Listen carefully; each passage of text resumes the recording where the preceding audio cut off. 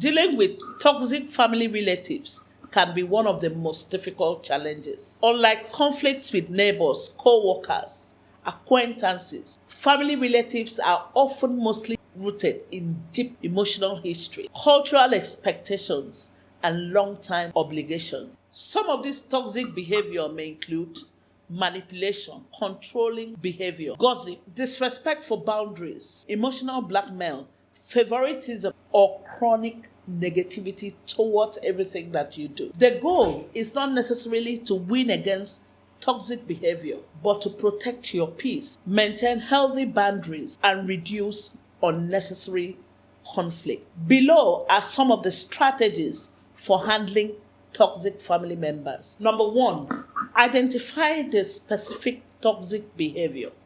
Before reacting, clearly know what type of behavior this family member is putting up. What is the pattern? Is it jealousy? Is it gossip? Is it abnormal behavior? Favoritism? It is always advisable to know what you're dealing with so that it would help you to know how to react to it. Number two, set clear boundaries. Boundaries are limits that protect your emotional, mental, and physical well-being. Some of these boundaries are like limiting the information you share with toxic family members, refusing to engage in gossip, declining invitations that create stress, ending conversations that becomes disrespectful early enough, protecting your time and energy. Now, how do you communicate these boundaries to these toxic family members? You do that calmly. You be direct and specific. Avoid lengthy explanations and remain consistent in what you want and stand for. For instance, you may make statements like, I'll rather not discuss that topic. Or you may say, I'm not comfortable with those comments. Or let's talk about something else. I won't continue this conversation if it becomes disrespectful.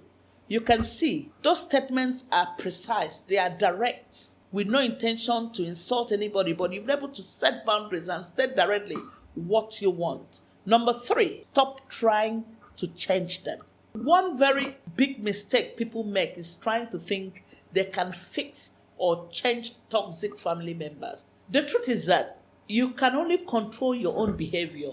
You cannot control theirs. Change requires personal willingness and intentions. Most people do not change simply because others want them to change. So if you insist on changing them, frustration increases. Arguments become more frequent than even how it used to be. And whatever you expect from them will lead to serious disappointment because a toxic person is not ready to compromise. What you rather do is you accept people the way they are. Focus on managing your own response and adjust expectations accordingly.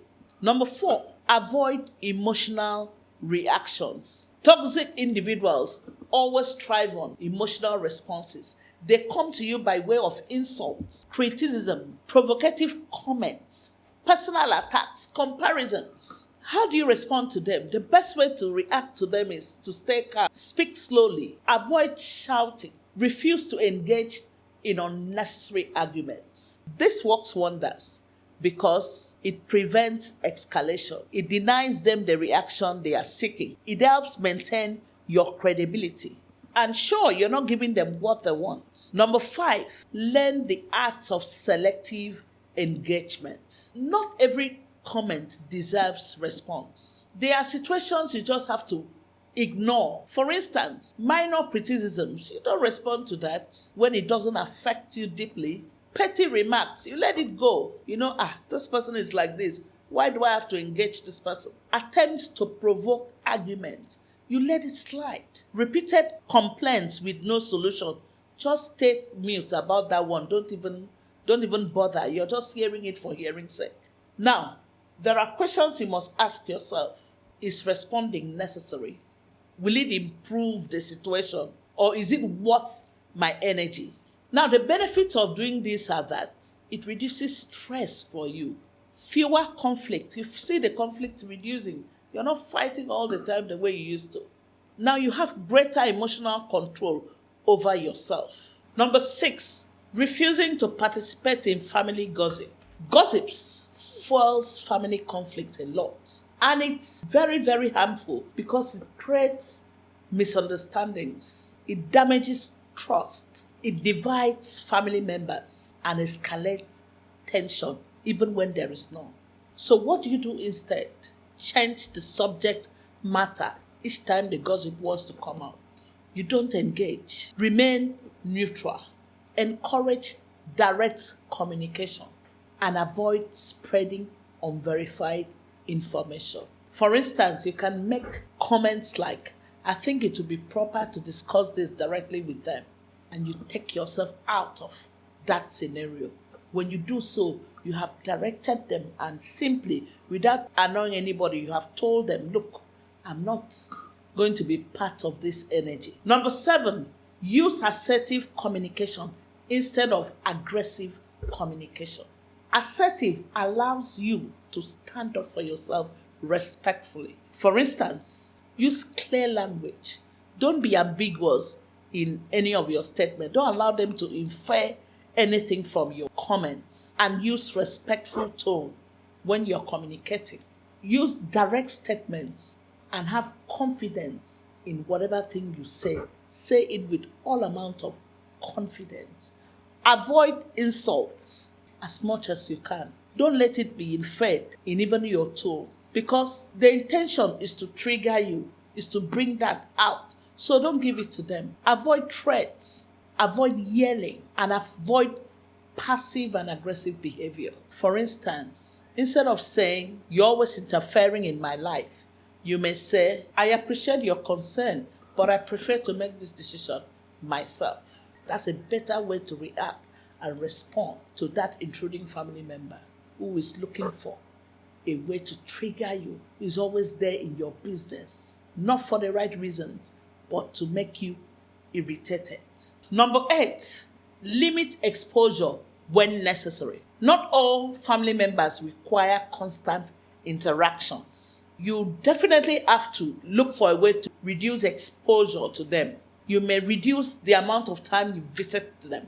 Shorten the visits. Communicate with them less. Don't be there talking all the time with them. Reduce the way you communicate with them. Select the family functions you attend. Don't be there in every event of the family. Sometimes you can send money, support, but you must not be there in every family event. Limit phone interactions. This will help you reduce stress. It will prevent recurring conflicts. It will create emotional breathing space for you.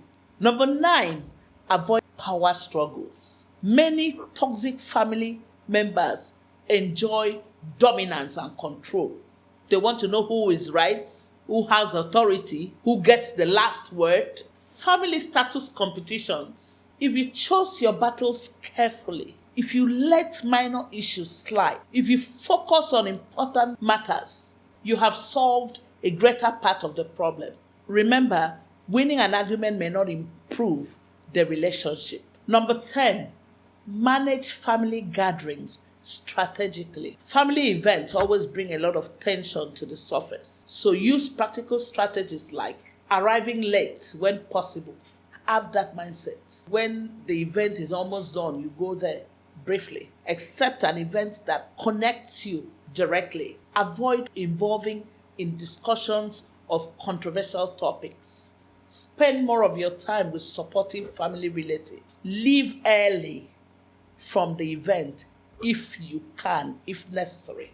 You leave early. Always have an exit plan.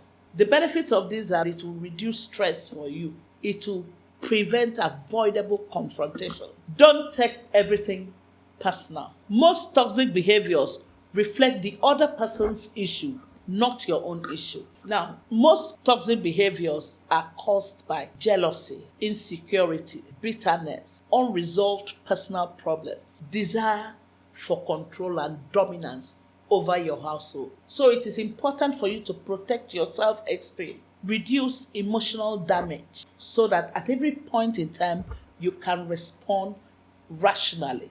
Build a strong support system. Dealing with difficult relatives become easier for you if you have supportive relatives. elsewhere. For instance, if you have trusted family members whom you can rely with, friends, mentors, faith communities, or even professional counselors, this will encourage you emotionally. You'll have a balanced perspective in your thoughts, and you have healthy advice from persons who are not directly involved in your family. Practice emotional detachment. Now, detachment does not mean you stop caring. It means avoiding to absorb unnecessary negativity. It means not allowing other people to control your own emotions. It means maintaining your inner peace despite external behaviors. Now, healthy detachments be like staying calm during criticisms, refusing to argue endlessly, and protecting your own emotional energy. Recognizing manipulative tactics. Toxic relatives always use manipulation to control situation. They come up with tactics like guilt trapping, playing the victim, emotional blackmail, gaslighting, and triangulation. So when this happens, what do? You stay focused on facts that are presented before you. Do not allow yourself to be distracted in any way. Avoid defensive reactions. Maintain boundaries and make appropriate clarifications when necessary. Focus on solutions, not revenge. Now, when hurt by family members, the urge to retaliate is always very strong. Never retaliate, because retaliation escalates the conflict. It damages the relationship further, and it creates long-term bitterness. A better way to handle issues is problem solving, boundary setting, constructive communication, emotional healing. Know when to seek mediation. Some family disputes become so sensitive to handle alone. So when it gets to that, you seek help. Some of these heated disputes may be inheritance disputes, property conflicts, caregiving disagreements, long-standing family feuds. When issues that relate to this come up, it's always best to seek mediation. Some of the benefits of mediation are neutral perspective. The mediator comes in and looks at the situation in a neutral way without having any entanglement. We'll be able to resolve and advise accordingly. Structured communication, reduced hostility, better chances of agreement when a mediator is involved in the dispute. Number 17, accept not every relationship can be close. One of the things you must note is that you must not bring every family member to have close ties with you. You must be able to let go of unrealistic expectations, accept limitations, protect your own well-being, and maintain appropriate distance when necessary. Please note that you can be very respectful without being deeply involved with anybody. Prioritize your mental and emotional health. Your well-being should not be sacrificed to maintain peace. Self-care is very important. So you get yourself involved in regular exercises, healthy sleep habits, time with supportive people, journaling, relaxation techniques, watching movies. Professional advice when needed should actually be encouraged. This is very important because strong emotional health improves resilience. It helps you respond thoughtfully rather than impulsively. Know when distance is the healthiest option. In some situations, repeated harmful behavior